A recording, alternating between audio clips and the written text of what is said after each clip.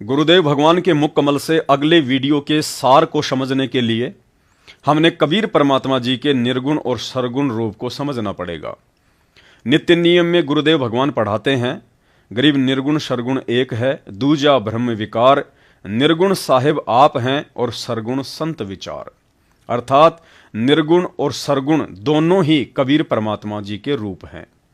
जिस समय कबीर परमात्मा एक जगह सतलोक में बैठकर सभी प्राणियों को उनके कर्म आधार से सुख दुख प्रदान करते हैं तो परमात्मा उस स्थिति में निर्गुण कहलाते हैं। और जब वही कबीर परमात्मा संत रूप धारण करके धरती पर प्रकट होकर जीव आत्माओं को कर्म और भाग्य से अधिक सुख प्रदान करते हैं तो उनके उस रूप को सरगुण रूप कहा जाता है।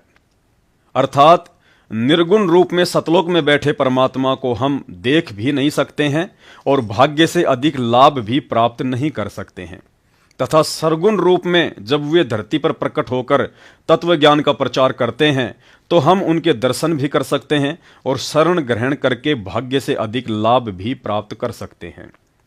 दूसरा उदाहरण देकर गुरुदेव भगवान ने समझाया कि हवा निर्गुण रूप में सब जगह फैली हुई है, परंतु गाड़ी पंचर हो जाने पर उस निर्गुण रूप में फैली हुई हवा को हम टायर में डालकर उससे लाभ प्राप्त नहीं कर सकते। उसके लिए उस निर्गुण रूप में फैली हुई हवा को सर्वप्रथम एक कंप्रेशर मशीन के द्वारा एक टैंक के अंदर सरगुण रूप में इकट्ठा किया जाएगा। उसके बाद जब उसे टायर में डाला जाएगा तो गाड़ी सैकड़ों टन वजन उठाकर दौड़ने लगेगी। कबीर परमेश्वर जी की निर्गुण और सरगुण वाली स्थिति को समझाते हुए एक सत्संग में कागभूषण और लोमस ऋषि की कथा सुनाते हुए सतगुरु रामपाल जी ने बताया कि लोमस ऋषि सरगुण परमात्मा की भक्ति बताते थे और कागभूषण को बहुत तरह से समझाने का प्रयास भी किया कि सरगुण बिना निर्गुण क्या गावे, परंतु कागभूषण को आज सतलोक आश्रम से जुड़ी 90% संगत की तरह परमात्मा का सरगुण रूप समझ में नहीं आया। अंत में लोमस ऋषि ने नाराज होकर कागभूषण को श्राप भी दे दिया और कहा कि सरगुण की भक्ति बिना निर्गुण भगवान के गीत गाने से कोई लाभ नहीं। पुण्यात्माओं, ये लाइन ध्यान से सुनिए। कागभूषण को श्राप दिया और कहा कि सरगुण की भक्ति बिना निर्गुण भगवान के गीत गाने से कोई लाभ नहीं होगा।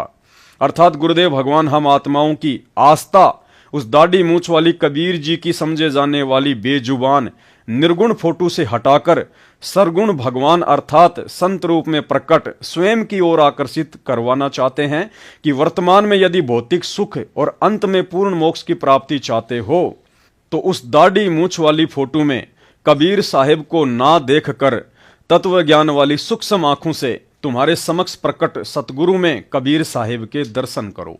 अन्यथा 650 वर्ष पहले की तरह वर्तमान में भी गुरु को मानुष मानने के चलते अंत में धोखा ही हाथ लगेगा। तो फिर जो कागभूषण क्या बताता है कि उसके बाद मैं लाख वर्ष यम उस नरक न भोग के फिर मेरा जन्म हुआ। तो एक लोम उस समय मेरा भक्ति बीज गिर गया वो उस जन्म में। उससे पहले मेरा भक्ति बीज पड़ा नहीं था। उसके बाद फिर देखो कहते मेरा जन्म हुआ, भक्ति की प्रेरणा बनी रही, इधर उधर भटकता रहा, संतों के पास गया और जैसे कुछ संतों से ऐसा वैसा ज्ञान सुना कि भगवान तो निराकार है, निर्गुण है, उसी की भक्ति करनी चाहिए, सरगुण की भक्ति से कोई लाभ नहीं है। ये मेरे आत्मा में अन्य संतों से ज्ञान ग्रहण करके घर कर गई थी। अब बात एक दिन लोमस ऋषि कथा कर रहे थे, वहां जाकर मैं कथा सुनूं था और लोमस ऋषि जी सरगुण के ऊपर कथा कर रहे थे, सरगुण भगवान के ऊपर। तो मैंने कहा कि ऋषि जी सरगुण तो सब नाश हो जाए, मैं तो हूं निर्गुण का अधिकारी, मुझे तो निर्गुण कथा सुनाओ भगवान की। लोमस ऋषि ने बहुत से प्रमाण दिए कि बेटा सरगुण बिना निर्गुण क्या गावे।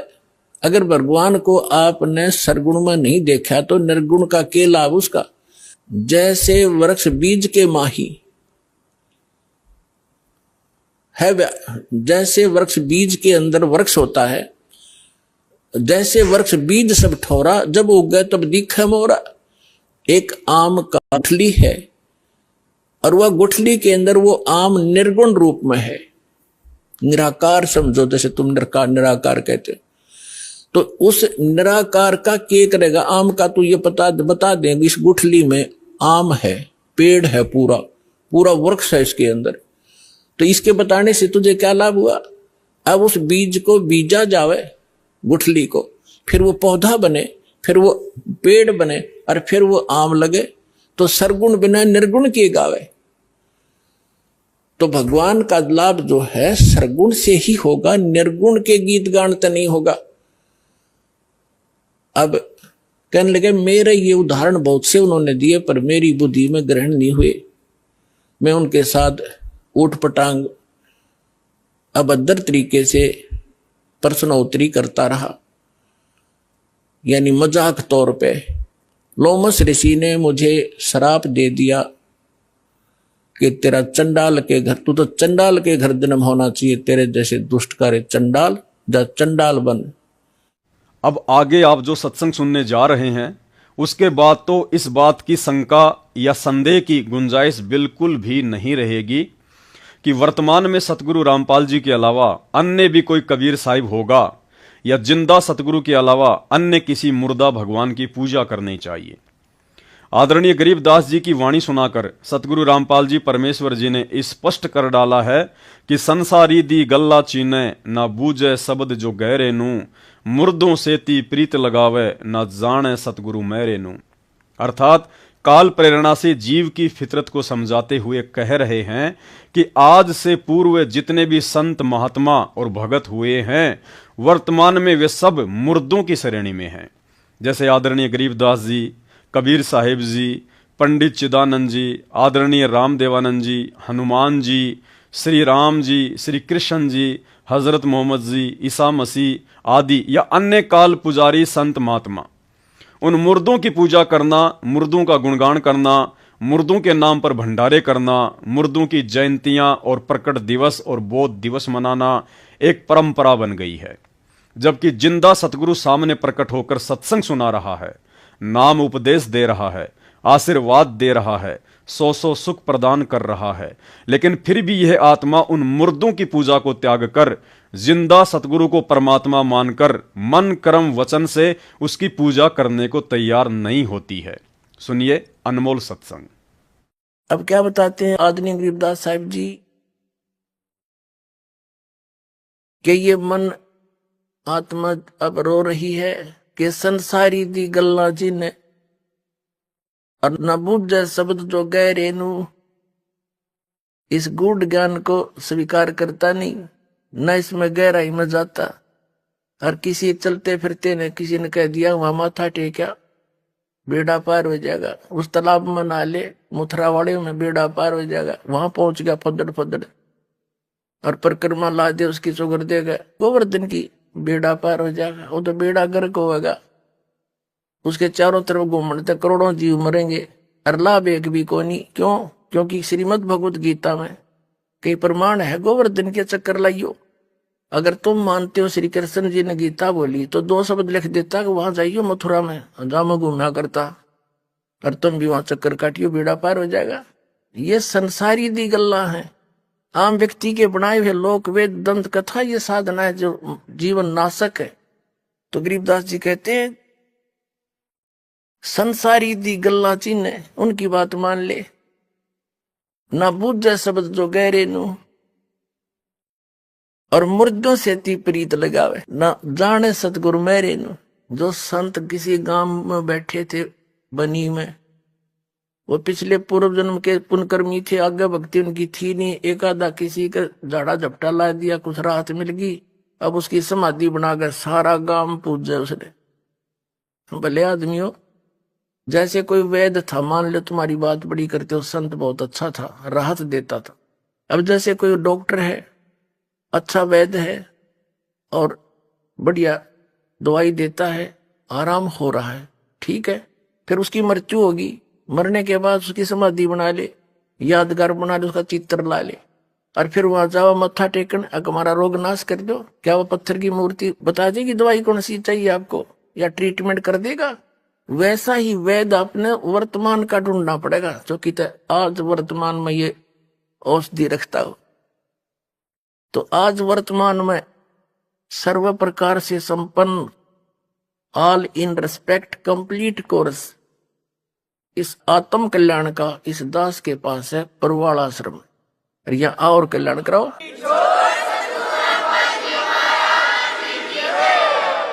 फिर क्या बताते हैं कि मुर्दों से ती प्रीत लगावे, न जाने सतगुरु मेरे नु। जिंदा सतगुरु आपको मिल रहा है, वहां उसको नहीं पहचानते। फिर क्या बताते हैं? भाई और बहनों, अब आपके मन में शंका उत्पन्न हो सकती है कि पवन दास ने आदरणीय गरीबदास जी और कबीर साहिब जी को मुर्दा क्यों कह दिया। कबीर साहिब तो स्वयं परमात्मा आए थे और गरीबदास रूप में भी कबीर साहिब ही लीला कर रहे थे। भाई और बहनों, मैं पवन दास अपनी तरफ से कुछ नहीं कहता। मैं उतना ही कहता हूं जितना पूर्ण ब्रह्म परमात्मा सतगुरु रामपाल जी ने अपने सत्संगों में अपने मुख कमल से बोल रखा होता है। आप स्वयं ही सुनिए ये छोटा सा सत्संग, जिसमें इस वाणी के खुलासे में स्वयं सतगुरु रामपाल जी भगवान ने अन्य संतों के साथ साथ आदरणीय गरीबदास जी का नाम लेकर उन्हें भी मुर्दे संत की श्रेणी में खड़ा कर दिया है। मानी तो अब ये क्या बताते हैं कि संसारी की गल्ला चिन्ह न बुझे सब जो गहरे नु, और मुर्दे से ती प्रीत लगावे न जाने सतगुरु मेरे नु। अब जैसे अब कोई हरिदास ने पूजा है, कोई गरीबदास ने पूजा है, और कोई किताब बालाजी जा है, कोई किताब और अब पुण्य आत्माओं या कोई गांव में बाबा रहा होगा, उसकी मंडी बना रहे हैं, उसने पूजे। अब जैसे संत गरीबदास जी महाराज या हरिदास जी थे, तो उस समय जो उनके संग में रहे, उन्होंने उनको वो ज्ञान दिया, भक्ति दी, आशीर्वाद दिया और उनको लाभ दिया। अब जैसे अब वो चले गए, अब उनकी मंडी बनाकर, उनका यादगार बनाकर वहां पूजर जो इतला के मिलेगा उनसे नहीं। अब जैसे कोई वैद्य था और वो वैद्य नाड़ी देख कर और बता देता बीमारी को, रोग को, और बढ़िया औषधि देकर स्वस्थ कर देता था, बिल्कुल ठीक है। अब उसकी मृत्यु के बाद क्या किया, उसकी चित्र बना दिया, मूर्ति बना ली पत्थर की और एक यादगार बना दी, नीचे उसका शरीर गाड़ दिया। अब वहां जाते हैं, जावे कोई उस वैद्य के पास और माथा टेक कर उसकी आरती करे, मेरा रोग काट दे, मेरा रोग काट दे, तो ना बोला पत्थर। वो वैद्य जो था, ऐसा ही वैद्य जीवित ढूंढना पड़ेगा और वो रोग काटेगा। ऐसे ही परमात्मा यही बताना चाहते हैं कि जैसे वो संत थे गरीबदास और हरिदास जी जैसे, या थारे गांव में जोड़ड़ा बाबा जो पहले था, इसे संत जिंदे ढूंढने पड़ेंगे, तब उन लाभ होगा, इन मुर्दों तो कुछ ना हो। तो ये क्या कह रहे हैं परमात्मा, समझाने के लिए उदाहरण दे रहे हैं कि संसारी दी गल्ला चिन्ह ना बुझे शब्द जो गहरे नु। संसारी दी गल्ला चिन्ह ना बुझे शब्द जो गहरे नु। मुर्दों से ती प्रीत लगावे न जाने सतगुरु मेरे नु। मैं तो दे दी बालम बैरे नु, मैं तो दे दी है बालम बैरे नु। श्वेत छतर शेर मुकुट। आशा करता हूं आपने सत्संग को ध्यान से सुना होगा। तो इसमें सतगुरुदेव जी ने बताया कि चाहे संत हरिदास जी थे या संत गरीबदास जी थे या बालाजी, जब वे धरती पर जिंदा थे उस समय उनकी शरण में आने वाले को थोड़ा बहुत लाभ दे सकते थे, परंतु आज उनके मरने के बाद चाहे उनकी समाधि बनाकर पूजो या मंदिर बनाकर पूजो, वर्तमान में आपको रत्ती भर भी लाभ उनकी पूजा से नहीं मिल सकता है। साथ ही गुरुदेव ने इस सत्संग में मरने के बाद डॉक्टर की मूर्ति का उदाहरण भी देकर समझाया। ठीक इसी प्रकार वर्तमान में कबीर साहिब जी की दाढ़ी मूंछ वाली फोटो या मूर्ति को भगवान मानकर पूजना, उस फोटो को दरबार में रखना, उसके आगे दंडोत प्रणाम करना या उस फोटो का जून के महीने में कबीर प्रकट दिवस मनाना मुर्दों की पूजा के अंतर्गत आता है। भाई और बहनों, मत भूलो कि आप यथार्थ 13वें कबीर पंथ के पंथी हैं और आपको पता होना चाहिए कि वर्तमान में सन 1994 से यथार्थ 13वें कबीर पंथ की शुरुआत ना ही संत गरीबदास जी ने की और ना ही कबीर जी की समझे जाने वाली उस दाढ़ी मूंछ वाली फोटो ने की। यथार्थ 13वें कबीर पंथ के प्रवर्तक और संचालक स्वयं कबीर साहेब सतगुरु रामपाल जी भगवान है। साथ ही कबीर सागर से अनेकों बार सतगुरु रामपाल जी ने कबीर साहिब जी द्वारा यथार्थ 13वें कबीर पंथ की शुरुआत करने और स्वयं ही कबीर साहिब होने के अन्य प्रमाण भी पेश किए हैं, जिन संकेतों को आज से पहले हम समझ नहीं पा रहे थे, लेकिन समय अनुसार अब सतगुरुदेव भगवान ने हमारा ज्ञान योग खोला है तो बात अच्छे से समझ में आने लगी है। यह सत्संग सुनकर आप भी समझने का प्रयास करें कि कबीर सागर के अनुसार यथार्थ 13वें कबीर पंथ की शुरुआत कौन करेगा और सन 1994 से जिस महापुरुष ने शुरुआत कर दी है वह महापुरुष सतगुरु रामपाल जी आखिर कौन है, स्वयं कबीर साहेब या एक सामान्य संत। घर घर बोध विचार हो, ये चर्चा चला करेगी कैसी गलती ना करना, और दुर्मति दूर बहाए, सबकी दुर्मति दूर चली जाएगी और कलयुग में एक हो सब बरते सहज सुबह। कहा उग्र का शूद्र हो, हर सब की भवभीर। अब कहते हैं उस संत के द्वारा चलाए गए उस पंथ में चाहे कोई निकम्मा आदमी हो उग्र, और चाहे कोई बिल्कुल शूद्र हो, वहाँ कोई भेदभाव नहीं रहेगा, सबको सेट किया जाएगा, सबकी बुराई छुटाई जाएंगी और वहाँ सबकी ही भीड़ होगी, यानी बहुसंख्या में उसके अनुयायी होंगे। कहा उग्र का शूद्र हो, हर सबकी भवभीर, अरसों समान दृष्टि है वो समर्थ सत कबीर। उस पंथ का चलाने वाला ये समझ लेना वो समर्थ कबीर ही होगा जो सबको समान दृष्टि से व्यवहार करेगा, वहाँ ऊंच नीच नहीं रहेगी। अंत में 300 वर्ष पूर्व आदरणीय गरीबदास जी महाराज ने मुर्दा पुजारी दुनिया को लाख समझाने का प्रयास किया, लेकिन दुनिया उल्टा उन्हें ही बावड़िया और पागल कहती रही। अंत में 24,000 अमरवाणियों से युक्त इतना मोटा ग्रंथ लिखकर आदरणीय गरीबदास जी महाराज ने कहा कि चेतावनी में चूक नहीं, अब क्या देऊं गाली। अर्थात जीवन भर दिन रात एक करके समझाने में तो कोई कसर नहीं छोड़ी, अब क्या तुम्हें गालियां देकर समझाऊं, तब समझ में आएगा कि सतगुरु कौन होता है। महाराज कहते हैं चेतावनी में चूक नहीं, अब क्या देऊंगा गाली। इतना बड़ा ग्रंथ लिखकर गरीबदास आखिर में कहते हैं बंदी छोड़ के चेतावनी में तो कसर ना छोड़ी, गाड़ दूं तेरे को जो तेरे इतनी समझ में नहीं आली। गुरु और परमात्मा में कोई अंतर नहीं होता, जब तक दो समझ कर चाल है, कबीर साहब कहते हैं वो कुत्ते की जुनून जागा। भाई और बहनों, ठीक यही स्थिति वर्तमान में 28-30 वर्षों की कड़ी मेहनत और संघर्ष के बावजूद सतलोक आश्रमों से जुड़ी हुई 90% संगत की अज्ञानता के आगे परमेश्वर रामपाल जी भगवान की हो रही है।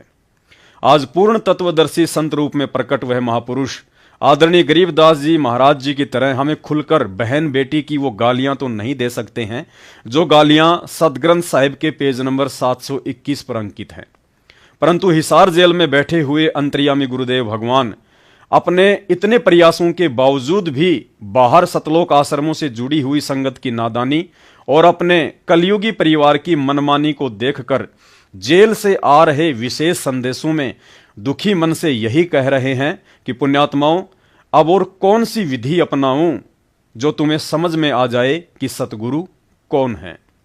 सुनिए सतगुरुदेव भगवान की दर्द भरी ऑडियो और दास को अगले वीडियो तक दीजिए इजाजत। बंदी छोड़ सतगुरु रामपाल जी भगवान की जय हो। गरीबदास जी कहते वेद कतेब एक है भाई, और वेद कतेब का ज्ञान है दूर, वो संतों का मार्ग दूर।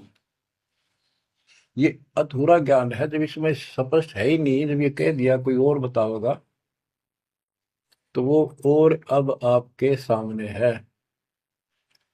आपको प्राप्त हो चुका है।